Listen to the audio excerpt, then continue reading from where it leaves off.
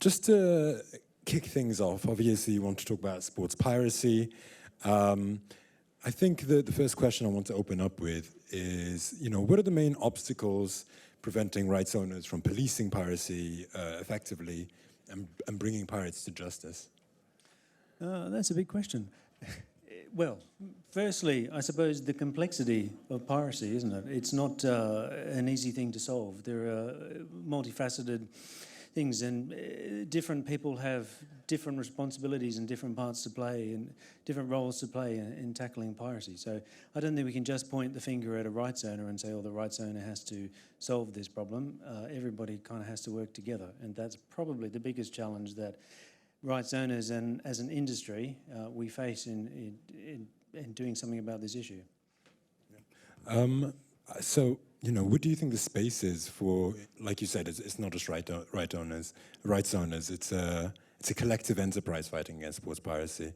So there has to be, collaboration between rights owners and broadcasters and streaming services. What spaces are there where they can collaborate, essentially, either from a tech perspective or a legal perspective? How can they work together to tackle sports piracy? So as I say, different people have different roles to play.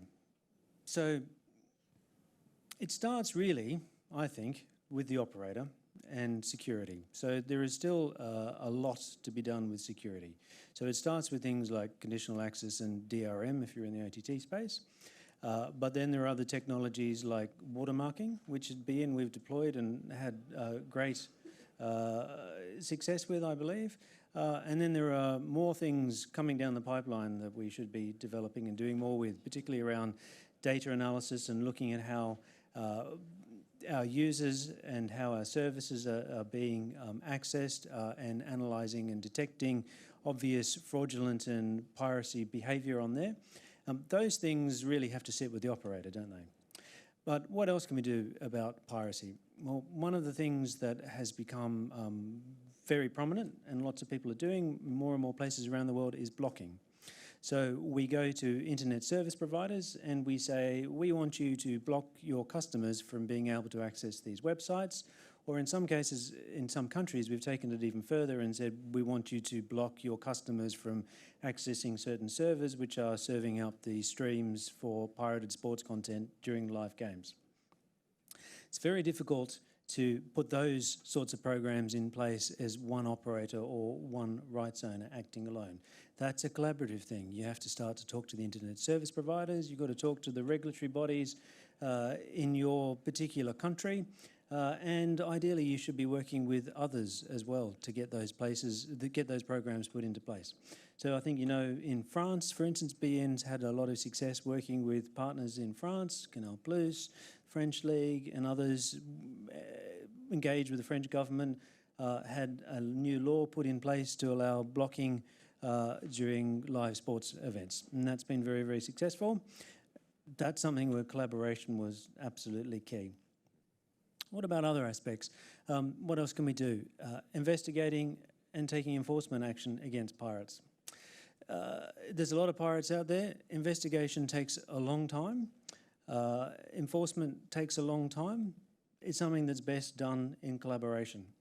And particularly because these pirates aren't just going after one particular operator, they're going after lots of operators. So it makes sense to pool your resources.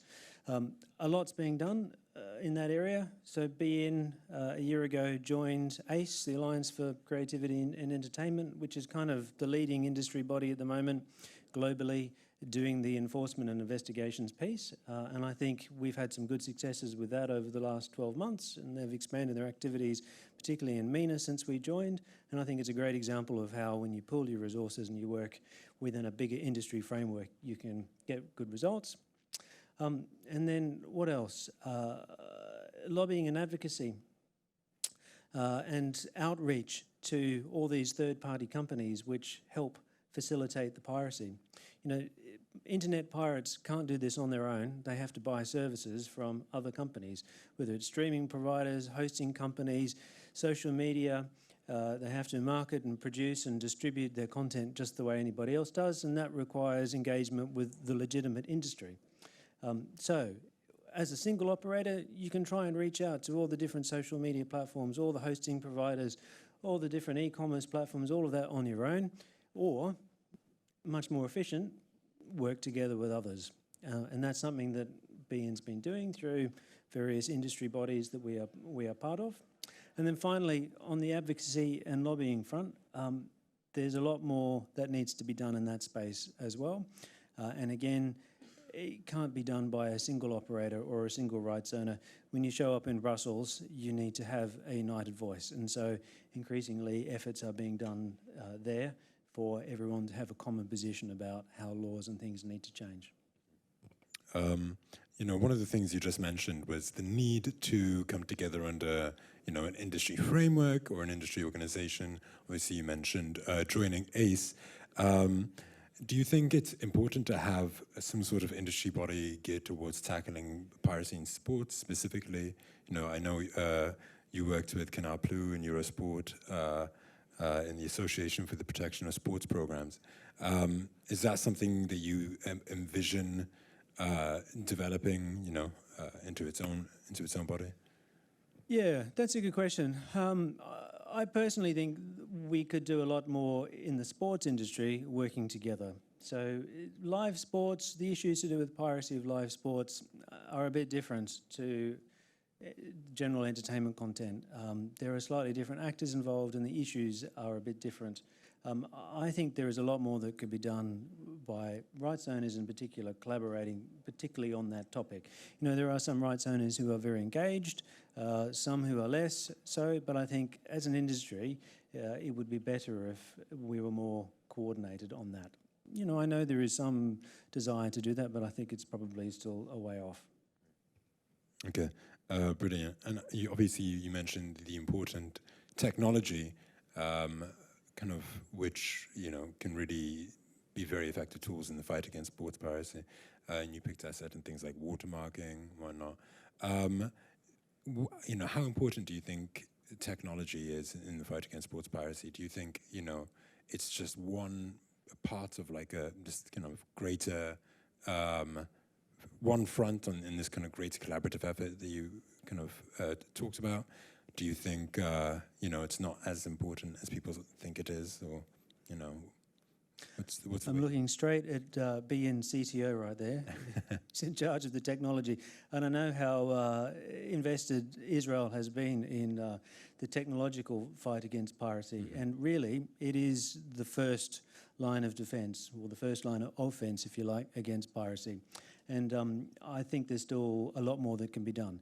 You know, it all begins with the security of your platform.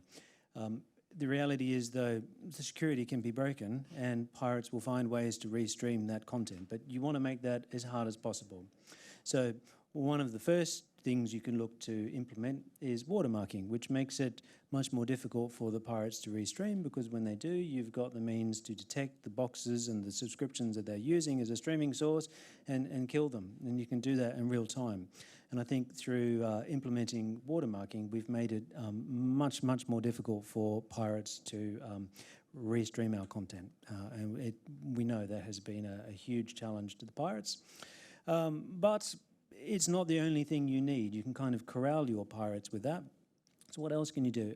And I think technology, in particular data analysis, as I said, and use of AI as well, is going to play a huge role in the future. And there's a huge opportunity there, because there is lots of, particularly on the internet, even more so than satellite broadcasting, on the internet, there's lots of data points where you can look at how users are interacting with your service and pirates are interacting with your service, and be able to detect the patterns that indicate that they're there. So we have done a lot of work on that and had a lot of success again. And I think across the industry, that in the next couple of years is an area that we're going to see. For those who are serious about tackling piracy, I think we're going to see more and more investment and more development done. Fantastic. In terms of the underlying causes of piracy, you know, there are a lot of theories as to what's driving piracy, and ways, you know, I think I want to know, you know, what are ways that we as an industry can effectively address the underlying causes of piracy, you know? As an industry, how can we address the underlying causes? Well, what do you think those causes are to begin with, and then, you know, how can we address them? People want the content, don't they? And they don't want to pay very much for it. And when the content is expensive, it's attractive to pirates. So I think that bit is pretty hard to deal with. I mean, if you look at sports content, it's expensive to buy, it's expensive for people to watch, and it creates a market, doesn't it, for pirates? I mean, obviously making it more accessible to people, that was said in the previous presentation, you know, making it more accessible to people can help take away the attractiveness of the pirate product. But there's a bit of a balance there, because one of the things we see is the easier you make it for your consumer to access the content, there's kind of a trade-off there for security, isn't it? We keep talking about, oh, we want people to be able to get to the content more quickly and find what they want. And then what we do is we reduce the barriers for people to sign up. We require less information from them, for instance. And that all just leads to less data points that we have to identify those who might be pirates. So actually, there's kind of a trade-off there, you know. Yeah, making it more easy for people to access might make it more attractive as opposed to the pirate product, but it will also make it much more difficult for us to identify when pirates are accessing the content and stealing it from us. Fantastic. I think we have time to take a few questions. Do we have any questions? Oh, we got one over here. Can we get any mics? A mic is coming your way. Sit tight. Yeah, if you could just stand up, say your name, where you're from. Thanks. It's Justin Gupta from Google. I'm curious about where you have sports that are free to air in one market and pay in another, and if that presents a particular challenge. Yeah, that's a massive challenge, actually. That is one of the big problems that we can face. So, you know, the pirates and the internet isn't geographically restricted, but we buy rights on a geographical basis. So, indeed, that's a big problem that we see. So, you know, we've had a lot of success, actually, recently in disrupting pirates who are taking from us. But what do we see? Almost immediately, if our streaming sources go down, they very quickly get replaced by streaming sources from other broadcasters in other territories. So it is one of the things that kind of has to be looked at and understood. That, and I think you'll see in the coming years as certain operators get better and better at stopping their own streaming sources, they're going to be going, well, what about the ones coming into our territory from other markets? And when you have free-to-air, it's much more difficult to stop that. I mean, things like watermarking and security doesn't really apply when the content is just being broadcast free-to-air somewhere. Yeah, fantastic. Do we have any other questions from the audience? Ooh, go on right here. Again, if you could just stand up, say your name and where you're from. Hi, Richard Broughton, Empire Analysis. I'm interested in finding a little bit more about how you work with ISPs. How much regulatory intervention do you need to facilitate them supporting you? Because I imagine in some territories you'll go in and say, you need to take this down, and they go, make us. What's the process there? How does it work? Yeah, that depends. So it's market by market and really depends on what sort of regulatory system. So in the UK, we don't operate in the UK, but I'm very familiar with what's being done here. It's court supervised. So the rights owners have gone to the court and asked for an order, which applies to the internet service providers. And this has been in place for a while, so now people know how to implement this order and they cooperate, and there's a lot of kind of trust in the way that it's working, and it's quite a smooth process.